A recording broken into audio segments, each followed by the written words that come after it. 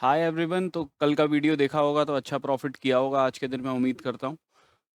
अभी अगर हम देख लेते हैं कि 19th के लिए किस तरीके का डेटा आया हुआ है सारे प्लेयर्स का, तो सबसे पहले देखिए रिटेलर्स का डेटा देख के चलते हैं। तो यहाँ पे हमें क्या दिख रहा है कि इनकी पोजीशन स्लाइटली बियरिश हुई है। बहुत ज़्यादा डिफरेंस नहीं आया है डेटा में। किया क्या है, इन्होंने 4,09,000 कॉन्ट्रैक्ट्स पुट शॉर्ट के बनाए हैं, उसके अगेंस्ट में पुट बाइंग करी है 3,39,000 कॉन्ट्रैक्ट्स की। तो ओवरऑल पुट राइटिंग के अंदर है। प्लस कॉल शॉर्ट करे हैं 3,29,000 कॉन्ट्रैक्ट्स, उसके अगेंस्ट में कॉल बाइंग करी है 2,36,000 कॉन्ट्रैक्ट्स की। तो ओवरऑल कॉल भी राइट करे हैं इन्होंने, ठीक। और उसके अंदर थोड़ी सी कॉल राइटिंग इनकी ज़्यादा है as compare to put writing, तो इसलिए डेटा आपको बियरिश दिखाई दे रहा है। तो ये एक्सपेक्टेशन क्या है इनकी, साइडवेज टू बियरिश है कि मार्केट थोड़ा नीचे की साइड में जा सकता है या साइडवेज रहेगा। इसके बाद हम DIIs का डेटा देखते हैं। तो इक्विटी में आज इन्होंने 3,129 करोड़ की बाइंग करी है। फ्यूचर्स में 1,937 कॉन्ट्रैक्ट लॉन्ग साइड के ऐड किए हैं, शॉर्ट साइड पे 2 दिन से कुछ काम किया नहीं है। FIIs ने इक्विटी में आज 854 करोड़ के आसपास की सेलिंग करी है। प्लस इनका डेटा देखेंगे तो बियरिश ही है, लगातार बियरिश ही बना हुआ है डेटा। तो किया क्या है, आज इन्होंने पुट शॉर्ट करे हैं 46,000 कॉन्ट्रैक्ट्स, उसके अगेंस्ट में पुट बाइंग करी है 61,000 कॉन्ट्रैक्ट्स की। तो ओवरऑल पुट बाय में है। कॉल शॉर्ट करे हैं 31,000 कॉन्ट्रैक्ट्स, उसके अगेंस्ट में कॉल बाइंग करी है 53,000 कॉन्ट्रैक्ट्स की, ठीक है। तो overall call buying plus put buying के अंदर हैं, तो लॉन्ग स्ट्रेडल के अंदर बैठे हैं। ये लोग एक्सपेक्ट कर रहे हैं कि कोई मोमेंटम आना चाहिए मार्केट में, और अपसाइड का आ जाए या नीचे की साइड का आ जाए तो इनका प्रॉफिट हो जाएगा उस वाले केस में। इसके बाद में अगर हम प्रोप्राइटरी डेस्क का डेटा देखते हैं, तो यहाँ पे हमें क्या दिख रहा है कि इनका डेटा स्लाइटली बुलिश हुआ है पिछले दिन से। किया क्या है, इन्होंने 1,08,000 कॉन्ट्रैक्ट्स पुट शॉर्ट के बनाए हैं, उसके अगेंस्ट में पुट बाइंग करी है 1,58,000 कॉन्ट्रैक्ट्स की। तो ओवरऑल पुट बाय के अंदर है। प्लस कॉल शॉर्ट करे हैं 48,000 कॉन्ट्रैक्ट्स, और उसके अगेंस्ट में कॉल बाइंग करी है 1,18,000 कॉन्ट्रैक्ट्स की। तो ओवरऑल ये भी लॉन्ग स्ट्रेडल के अंदर बैठे हुए हैं, call buy plus put buy की है। एक्सपेक्ट कर रहे हैं कि मार्केट में बड़ा मोमेंटम अपसाइड या डाउन साइड का आ जाए तो उस केस में इनका पैसा बन जाएगा। तो FIIs और प्रोस तो लॉन्ग स्ट्रेडल के अंदर बैठे हैं, रिटेलर्स जो हैं वो थोड़ा साइडवेज होके गए हैं। अभी अगर हम निफ्टी की ऑप्शन चेन देख के चलते हैं, तो PCR चल रहा है 1.12 पे, तो बुलिश टेरिटरी के अंदर है। प्लस कल भी मैंने आपको ये बताया था 200 और 250 वाली पोजीशंस को देखिएगा, वो आपके लिए अच्छा इंडिकेशन का काम करेंगी। अगर यहाँ पे चेंज इन OI ऐड हो रहा होगा तो चांसेस रहेंगे मार्केट नीचे नहीं गिरेगा, अप साइड ही जाएगा, है ना। तो धीरे धीरे करके मार्केट ऊपर की साइड में ही गया है।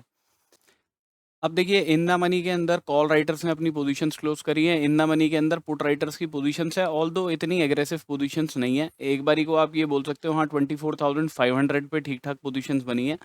तो आप इन पोजीशंस को देखिएगा कि यहाँ पे कल चेंज इन OI ऐड हो रहा है या क्लोज हो रहा है, ठीक है। अगर ऐड हो रहा होगा तो चांसेस है मार्केट अपसाइड रहेगा, अदरवाइज अगर यहाँ पे चेंज इन OI नेगेटिव होना शुरू हो गया तो फिर मार्केट अपसाइड तो नहीं रह पाएगा, मतलब सस्टेन नहीं कर पाएगा। ऊपर अगर खुला भी तो नीचे की तरफ आ जाएगा। मेन 24,100 पे हमें दिख रहा है कि पुट राइटिंग काफ़ी स्ट्रॉन्ग है, और उसके नीचे है 24,000 का लेवल, राइट। तो आप मान के चलिए मेन सपोर्ट तो मार्केट का 24,050 और 24,100 के आसपास ही है, जहां मार्केट ने आज डिप लगाई है ना, अपनी नीचे की तरफ गया था एक टाइम पे। तो वही लेवल जो है मार्केट के लिए सपोर्ट का है। अगर उस लेवल को भी ब्रेक कर देता है फर्दर नीचे की साइड में, तो आपको एक बड़ा मोमेंटम मिल सकता है, बिकॉज फिर ये एट द मनी वाले और इन द मनी वाले पुट राइटर्स जो हैं ये ट्रैप हो जाएंगे, ये अपनी पोजीशंस क्लोज करेंगे, तो लॉन्ग अनवाइंडिंग से एक नीचे की साइड का मूव मिल सकता है। अभी करंटली हमें दिख रहा है 24,400 और 500 पे कॉल राइटिंग हुई है, ठीक है। तो ये जोन जो है आप मान के चलिए 350 से 400 वाला जोन जो है वो रेजिस्टेंस का काम करेगा मार्केट के लिए, अगर मार्केट ऊपर की साइड में समहाउ खुल भी जाता है। सबसे स्ट्रॉन्ग कॉल राइटिंग है 24,200 पे। अगर मार्केट फ्लैट खुलेगा तो ये कोशिश करेंगे मार्केट को नीचे ले जाने की, ठीक है। तो आइदर 24,220 के आसपास से कहीं से मार्केट रेजिस्टेंस ले ले, अदरवाइज अगर 220 225 के लेवल ऊपर की साइड में निकलते हैं तो हो सकता है शॉर्ट कवर करके मार्केट 350 के आसपास तक जाए। अभी अगर हम चार्ट्स पे देख लेते हैं, तो मैंने आपको बताया था कि यहाँ पे मार्केट में एक डबल बॉटम बना हुआ है। जब तक मार्केट इस लेवल के नीचे नहीं जाता हमें शॉर्टिंग के लिए देखना नहीं है। ऊपर की साइड मैंने बोला था अगर मार्केट खुलेगा और ऊपर जाता भी है, तो जब तक क्लोजिंग नहीं देता 24,109 वगैरह वाले लेवल के ऊपर, तब तक कोई बाइंग की अपॉर्चुनिटी देखनी नहीं है। उस केस में भी एक रिट्रेसमेंट के बाद देखनी है। यहाँ पे आप देखोगे कैंडल किस तरीके की बनी, ऊपर तो गई बट क्लोज नहीं कर पाई इस लेवल के ऊपर, राइट। अब हमारे लिए फिर ये वाली कैंडल का हाई जो है वो इंपॉर्टेंट हो जाता है। उसके बाद भी मार्केट ऊपर की तरफ गया, लेकिन फिर इस कैंडल के ऊपर क्लोज नहीं कर पाया, राइट। तो अब इसका मतलब क्या है, ये वाला पॉइंट जो है, जो हमारी ये वाली लाइन थी, वो अब ये वाला पॉइंट है कि जब इसके ऊपर जाए तब बाइंग के लिए देखेंगे। बट मैंने आपको बताया था कि ऊपर से अगर रिजेक्शन लेगा मार्केट, तो ये यहाँ पे मार्केट ने इस तरीके का पैटर्न बनाया हुआ है, तो इस लेवल के आसपास आके आप बाइंग के लिए देख सकते हो, इस लेवल का एसएल लगा के। टारगेट्स उसके क्या रहते हैं, ये वाला हाई लेवल पहला, और दूसरा लेवल मैंने आपको 24,196 का बताया था। एंड तक मार्केट पहुंच गया, बट एग्जैक्टली उस लेवल को टच नहीं किया उसने। तो जो लोग राइटिंग करते हैं उनके लिए तो बहुत ही बढ़िया रहा होगा, बट जो बाइंग करते हैं, क्योंकि उनके लिए यहाँ पे ये वाला एक मार्केट ने नीचे की तरफ रिट्रेसमेंट दिखाई थी, तो उसमें थोड़ी प्रॉब्लम क्रिएट करी होगी। अदरवाइज तो अच्छा खासा दिन रहा होगा। अभी अगर हम कल के लिए देख लेते हैं, तो देखिए मार्केट अगर कहीं अपसाइड खुल जाता है बाई चांस, तो ये 196 से लेके 225 का जो जोन है, ये जोन एक रेजिस्टेंस जोन हो सकता है मार्केट के लिए, कि अगर मार्केट ऊपर की साइड में खुलता है तो इस लेवल पे आके थोड़ा रेजिस्टेंस फेस करे, और अगर वहाँ से कुछ रिजेक्शन बनता है तब शॉर्टिंग के लिए देखेंगे। टारगेट अपने रखेंगे 24,150 के। अदरवाइज 24,225 के ऊपर ही निकल जाता है, कोई इस तरीके की स्ट्रॉन्ग कैंडल बन जाती है, तो एक रिट्रेसमेंट के बाद में हम बाइंग के लिए ही देखेंगे। टारगेट पहले 300 और उसके ऊपर 24,350 के दूसरे टारगेट रहेंगे। मार्केट अगर गैप डाउन खुल जाता है समाउ, करंटली गिफ्ट निफ्टी देख के चलते हैं तो थोड़ा नेगेटिव चल रहा है। 24,078 पे है हमारी क्लोजिंग, 192 पे आई है, तो ऑलमोस्ट 100-110 पॉइंट के आसपास नीचे की तरफ चल रहा है।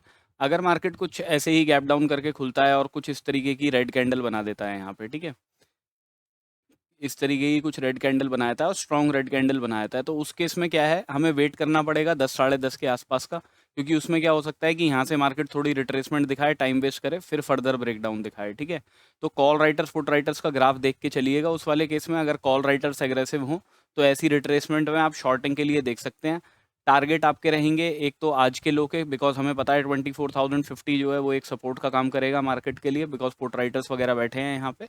तो ये वाले लेवल पे पहला टारगेट बुक करेंगे। अदरवाइज देखिए अगर ब्रेकडाउन आता है मार्केट में, फर्दर इस इन लेवल्स के नीचे निकल जाता है मार्केट 24,000 वगैरह वाले लेवल के नीचे, तो फिर नेक्स्ट सपोर्ट उसको इधर वाली साइड पे ही मिलेगा 24,920 के आसपास, 23,920 के आसपास। सेंसेक्स में भी मैंने सिमिलर जैसा निफ्टी के अंदर बताया था, बिकॉज सेम पैटर्न ही बनता है। तो ऊपर से रिजेक्शन लेगा मार्केट, तो इस लेवल का ऐसे लगा के आप बाइंग के लिए देख सकते हैं। उसी में टारगेट पहले ये वाले रहते, दूसरे टारगेट 77,500 के मैंने आपको बताए थे। मार्केट एग्जैक्टली एंड पे उस वाले पॉइंट के आसपास पहुंचा। अभी अगर हम कल के लिए देख लेते हैं, तो यहाँ पे देखिए ये वाली जो लाइन है 77,337 की, अगर मार्केट इसके नीचे ही खुलता है या फिर ऐसे कुछ इस तरीके की रेड कैंडल बनाता है, तो मैंने आपको बोला है कि 10 साढ़े 10 तक का वेट करके उसके बाद में कोई अपॉर्चुनिटी देखिएगा। कोई मार्केट इमीडिएटली ही नीचे की तरफ आ जाता है ऐसे करके, तो उस केस में कुछ नहीं कर सकते, फिर अपॉर्चुनिटी लॉस्ट है। बट अगर यहाँ से शॉर्टिंग की कोई अपॉर्चुनिटी देखते हैं, इधर की साइड में कुछ रेड कैंडल बनती है और रिट्रेसमेंट के बाद शॉर्टिंग के लिए देखते हैं, तो टारगेट्स पहले रखेंगे इस लेवल के, विच इज़ 77,050 का लेवल है। मैक्सिमम क्वांटिटी यहीं बुक करेंगे। फर्दर नीचे की तरफ आता है तो फिर वो इस वाला गैप यहाँ पे जो है इधर की साइड में 76,828 का लेवल, ये आपका दूसरा टारगेट रहेगा।